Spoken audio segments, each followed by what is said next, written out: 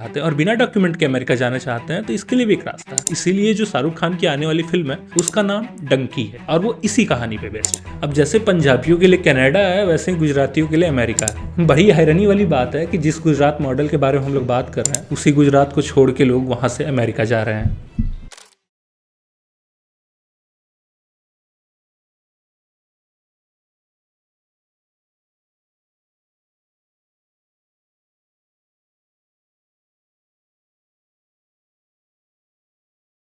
14 जनवरी 2022 को American Canadian border पर 4 लोगों की लाश मिलती है। जांच करने पर पता चलता है कि वो चारों लोग एक ही फैमिली के हैं। उसमें हस्बैंड वाइफ के अलावा एक 3 साल का बच्चा और एक 6 साल की बच्ची भी थी।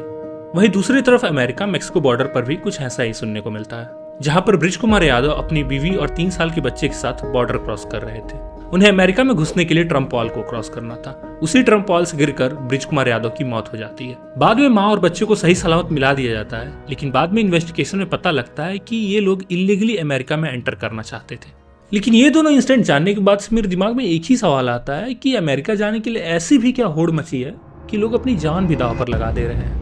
नमस्कार, आदाब, सलाम, सत श्री अकाल। मेरा नाम है अभिषेक और आज की इस वीडियो में यही बात करेंगे कि लोग इंडिया छोड़कर इलीगली अमेरिका में क्यों जाना चाहते हैं और ये लोग कैसे अमेरिका इलीगली पहुंच जाते हैं, फिर वहां अमेरिका पहुंचने के बाद इनके साथ क्या होता है। काफी कुछ है इस वीडियो में जानने के लिए, तो एंड तक बने रहिएगा। और वीडियो अच्छा लगे तो लाइक का बटन खुला हुआ है, नहीं तो डिसलाइक का बटन तो है ही, और उसके नीचे एक छोटा सा व्हाइट कलर का बटन होगा, समझ ही होंगे मैं किसके बारे में बात कर रहा हूँ, दबा दीजिएगा। अब मुद्दे पर आते हैं।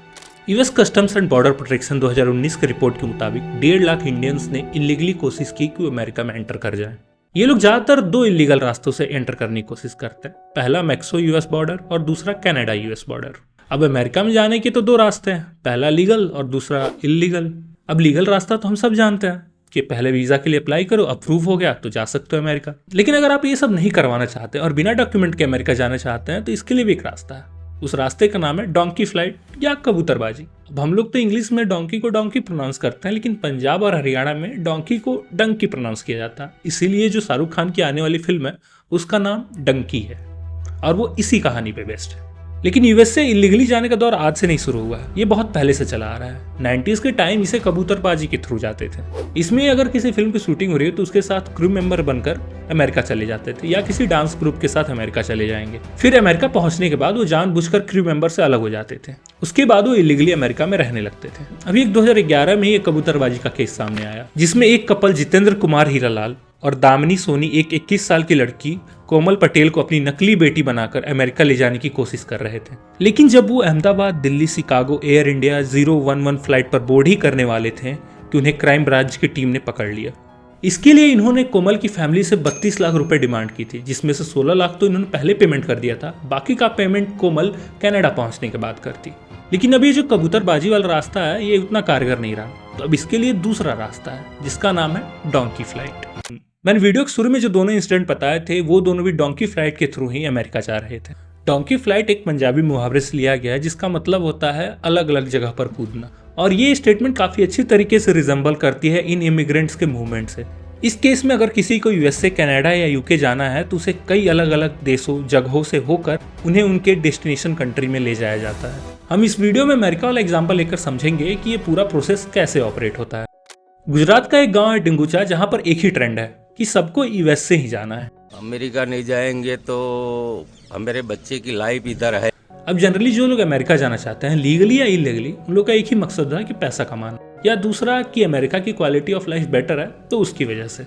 लेकिन जो गुजरात की पटेल कम्युनिटी है उसका रीजन इससे काफी अलग है। डिंगुचा गांव की जो बड़ी पॉपुलेशन है वो पटेल कम्युनिटी से बिलोंग करती है, और यहाँ पर सबका सपना अमेरिका जाके पैसा कमाना तो है ही, लेकिन उससे बड़ा एक और रीजन है जिससे वो अमेरिका जाना चाहते हैं, वो रीजन है शादी। अब इसको समझने के लिए हमें पहले पटेल कम्युनिटी के स्ट्रक्चर को समझना होगा। जो गुजरात की पटेल कम्युनिटी वो कई गाँव के ग्रुप्स में बटी हुई है, जैसे 88 गाँव, 122 गाँव, ऐसे। अब पटेल कम्युनिटी का सीन ये है कि जो जिस गाँव के ग्रुप से बिलोंग करता है उसकी शादी उसी ग्रुप के गांव में होगी। जैसे कि अगर कोई 88 गांव के ग्रुप से बिलोंग कर रहा है तो वो 122 गांव के ग्रुप में शादी नहीं कर सकता।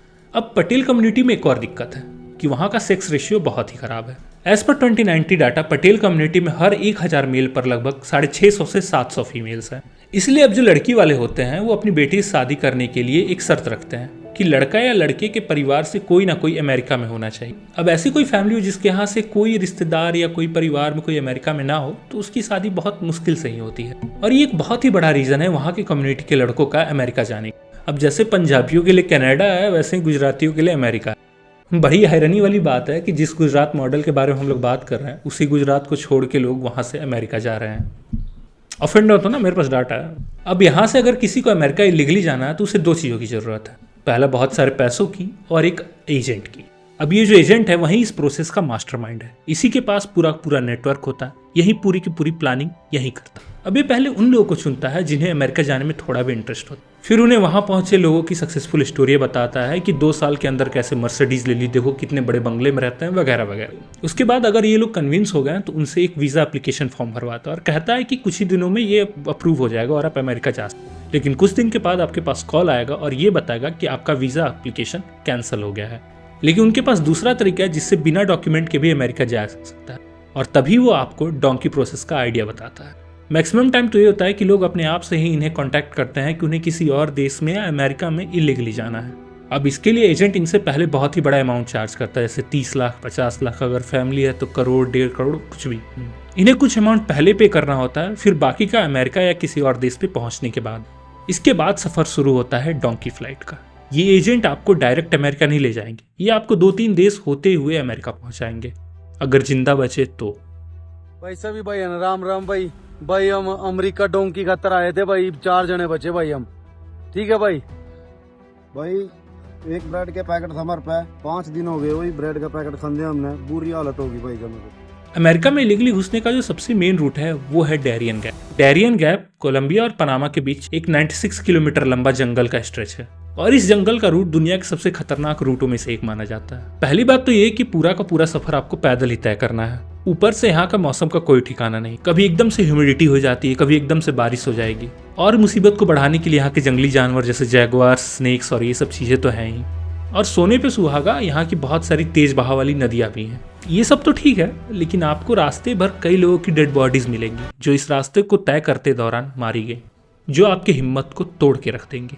और अगर ये सारी चीज़ें आपका हौसला नहीं तोड़ पाती हैं तो अब आपका सामना होगा मैक्सिकन माफिया से, क्योंकि इस एरिया में रॉबरी, रेप, मर्डर और स्मगलिंग काफ़ी आम बात है। ये लोग गन पॉइंट पर आपका सारा सामान लूट लेंगे और ज़्यादा तूतू मैमे की तो ठोक भी देंगे। और अगर बीच रास्ते में आपको चोट लग जाती है या चल नहीं पाते हैं तो बाकी का ग्रुप आपको अकेले छोड़कर आगे निकल जाएगा। और अगर आप भगवान भरोसे इस जंगल को पार कर गए तो आप पहुंच जाएंगे पनामा के गांव में। वहां से बस 5 देश और क्रॉस करने और आप अमेरिका में पहुंच जाएंगे।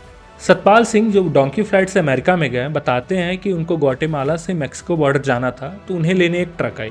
उस ट्रक में जबरदस्ती 20 लोगों को भरा गया और उसमें बस इतनी जगह थी कि वो लोग बस किसी तरह बस खड़े हो पा रहे थे। और इनके पास अगले 24 घंटे के लिए ना कुछ खाने के लिए था और ना कुछ पीने के लिए। और इन्हें एक हिदायत दी गई थी कि अगर रास्ते में कोई मर जाता है तो उसे फेंक दो और आगे बढ़ते रहो। फिर जब वे मैक्सिको बॉर्डर क्रॉस करते हैं तो उन्हें वहाँ की गवर्नमेंट से कंट्री आउट पास लेना होता है। उसके बाद इन्हें यूएस मैक्सिको बॉर्डर पर ले जाकर इनसे इनके सारे डॉक्यूमेंट्स ले लिए जाते हैं। ऐसा इसलिए किया जाता है कि अगर गलती से पकड़े भी गए तो इन्हें डिपोर्ट ना किया जाए। लेकिन ये सफर अभी इतना आसान कहा, इन्हें एक और पहाड़ पार करना है जिसका नाम है ट्रम्प वॉल। ये लोहे की बनी हुई 30 फुट ऊंची फेंसिंग जिसे ट्रम्प प्रेसिडेंसी के दौरान और तेजी से बनाना शुरू किया गया। लेकिन ये so called the great American dream के आगे ये ऊंचाई छोटी पड़ जाती और ये अमेरिका पहुंचने का जुनून इनसे 30 फीट ऊंची दीवार को ही फांद कर पार करवा देता है। यूएस में कदम रखते ही ये लोग अपने आप को बॉर्डर पेट्रोलिंग फोर्स के हवाले कर देते हैं। इसके बाद से यहाँ की पुलिस फोर्स उन्हें डिटेंशन सेंटर लेकर चली जाती और जहाँ पहुँचने के बाद ये लोग असाइलम के लिए अप्लाई करते हैं। उसके बाद से इनके पास एक ऑफिसर आएगा जो इनसे एक इंटरव्यू लेगा। अब ये वही समय होता है जहाँ माइग्रेंट अपना सारा दुख दर्द कहानी उस ऑफिसर को सुनाता है और कन्विंस करने की कोशिश करता है कि अगर वो अपने देश वापस गया तो उसे मार दिया जाएगा, यानी कि प्रोसिक्यूट कर दिया जाएगा। अब इसके लिए वो अपने होम कंट्री को डिफेम करता है, झूठी या सच्ची कहानियां सुनाता है। सीधी सी बात है, झूठ ऐसा बोलना होता है कि सामने वाला कन्विंस हो जाए कि हाँ भैया अगर अपने देश में गए हो तो मारे जाओगे। और उसको अगर ये सारी बातें सच लगी और उसको आपके अंदर एक जेन्युइन डर दिखा तो हाँ भैया आपकी किस्मत ठीक है, वो शायद अलाउ कर दे कि हाँ आप असाइलम के लिए अलाउ कर सकते हैं। और अगर कहीं भी उसे ये बात झूठी लगती है तो वहीं से आपको वो डिपोर्ट करा देता है। और कई बार तो लोग डिपोर्ट होके आ भी गए हैं। जैसे ही एजेंट ने बोला था मैं कि यहाँ से वहाँ जाना है अमेरिका डायरेक्ट जाते हैं यहाँ से, उन्होंने जंगलों के थ्रू भेजा हमें। उसके बाद जंगल में चले जी 2 हफ्ते, कम से कम 15 दिन बाद जंगल गए, मैक्सिको आगे डिपोर्ट हो गए। मैंने 18 लाख रुपए दे रखा। और किस्मत से असाइलम ऑफिसर मान भी गया तो कोर्ट का प्रोसेस काफी लंबा होता है। तब तक के लिए इन्हें डिटेंशन सेंटर में रखा जाता है। अब फिर से इस कहानी में एजेंट का रोल आता है, वही एजेंट जिसने इन्हें अमेरिका भेजा। वो डिटेंशन सेंटर पर अपने नेटवर्क के एक लॉयर को भेजता है जो इन्हें असाइलम दिलवा देता है, और फिर यहाँ इन्हें एक जीपीएस लगा हुआ कड़ा पहना दिया जाता है ताकि इन्हें ट्रैक किया जा सके कि ये लोग कहाँ जा रहे हैं, इनकी मूवमेंट कैसी है, बाकी चीज। फिर कुछ दिनों बाद इनसे इनका कड़ा ले लिया जाता है, लेकिन अभी भी ये लोग किसी तरह से आजाद नहीं है। इन लोगों को किसी बंधुआ मजदूर की तरह काम करवाया जाता है। जिस एजेंट ने इन्हें वहां भेजा रहता है वही डिटेंशन सेंटर से निकलने के बाद काम दिलवाता है। जब तक वो उसका बचा हुआ पैसा लौटा नहीं देते हैं तब तक उन्हें एजेंट के किसी जान पहचान वाले के यहाँ ही मजदूरी करवाते हैं, और 4-5 साल में जब एजेंट का सारा पैसा लौटा देते हैं तब इन्हें असली अमेरिकी आज़ादी मिलती है। लेकिन अभी भी इन्हें अच्छे से ट्रीट नहीं किया जाता क्योंकि इनके पास यूएस का सिटीजनशिप नहीं है, तो इनके ऊपर मिनिमम वेज पॉलिसी लागू नहीं होती। तो जहाँ ये काम करने जाते हैं वहाँ इनसे ओवरटाइम कराया जाता है, बाकी लोगों से कम सैलरी दी जाती है, फिर इनको बोनस वगैरह भी नहीं मिलता, यानी कि कोई और पर्क भी नहीं दिया जाता। लेकिन अमेरिका पहुंचे ये इलीगल माइग्रेंट अमेरिका के लिए बहुत फायदेमंद साबित होते हैं। ब्यूरो ऑफ लेबर स्टैटिस्टिक्स की रिपोर्ट के अनुसार 2022 में यूएस लेबर फोर्स का 18.1% सिर्फ बाहरी लोग थे, और ये लोग कम पैसों में सर्विस ऑक्यूपेशन जैसे कि कंस्ट्रक्शन, ड्राइवर, क्लीनर, ट्रांसपोर्टेशन और भी कई लेबर वाले काम करने के लिए तैयार हो जाते हैं, जिसकी वजह से वहाँ के जो नेटिव सिटीजन है वो ज़्यादातर प्रोफेशनल काम जैसे कि मैनेजमेंट, आईटी, ऑफिस वर्क ऐसे कामों में लगते हैं। और विकिपीडिया के हिसाब से 2016 में इमिग्रेंट्स ने अमेरिकन जीडीपी में $2 ट्रिलियन ऐड किए थे और $458.7 बिलियन के फेडरल टैक्स कलेक्शन हुआ था। अब आप ही सोचकर देखिए, जिस देश में हर साल इतना बड़ा अमाउंट आ रहा हो तो कैसे इन लोगों पर स्ट्रिक्ट एक्शंस लेगा। आखिरकार फायदा तो उसी का हो रहा है। लेकिन अब सवाल ये है कि इतना रिस्क लेने के बाद, लाखों रुपए खर्च करने के बाद अपनी जान जोखिम में डालकर अमेरिकन ड्रीम पूरा करना वर्थ इट है? मैं तो नहीं मानता। आप लोग कमेंट में बताओ आपके क्या विचार है। और हाँ, जब कमेंट लिखने जाना तो लाइक और सब्सक्राइब भी कर देना, डिसलाइक भी कर सकते हो, आपकी मर्जी। धन्यवाद, जय हिंद।